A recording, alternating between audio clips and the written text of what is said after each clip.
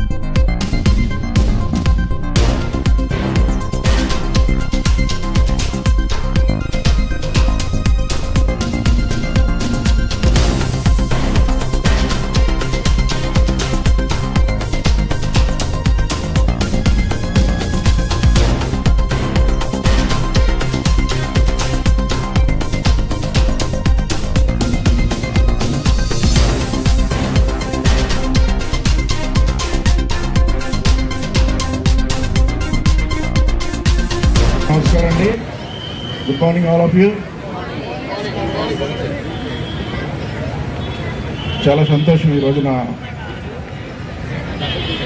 మన కాకినాడ నగరంలో all India Christian council association ఏదైతే ఉందో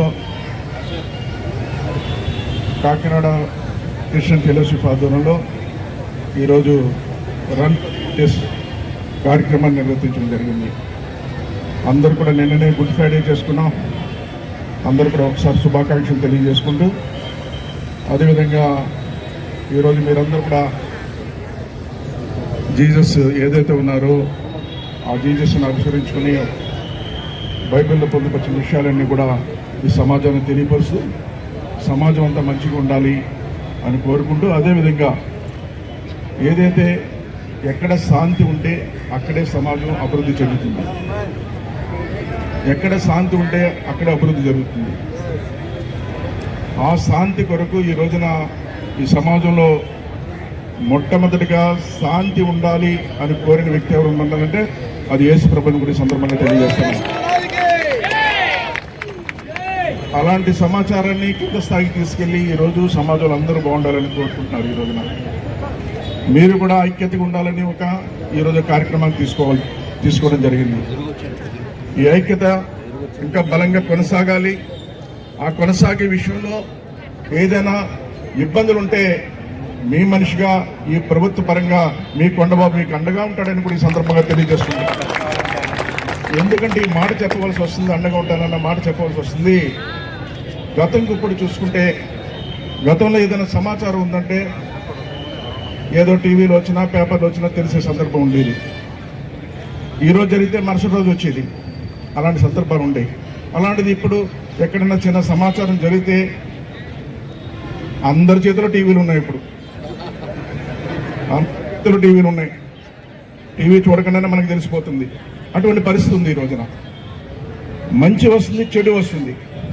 ఆ మంచి చెడును కూడా మనం గమనించుకోవడంలో కొంచెం ఇబ్బందులు వస్తున్నాయి. ఏదైనా సమాచారం వచ్చినప్పుడు ఎవరు కూడా కంగారు పడక్కర్లేదు. అది మీకు అన్యాయం జరిగిందని అనిపిస్తే దానికోసం ఎవరు కూడా రోడ్డుపై రాక్కర్లేదు. మొట్టమొదటిగా సిటీ శాసనసభ్యులుగా నాకు చెప్పండి, నేను చేయగలిగింది అయితే నేనే చేసేస్తాను, లేదంటే ప్రభుత్వం దృష్టిలో పెడతాను. ప్రభుత్వం నేను మీకు అండగా ఉంటాం. ఎవరు కంగారు పడక్కర్లేదు, రోడ్డుపైకి రావక్కర్లేదు అని కూడా సందర్భంగా తెలియజేస్తున్నాను.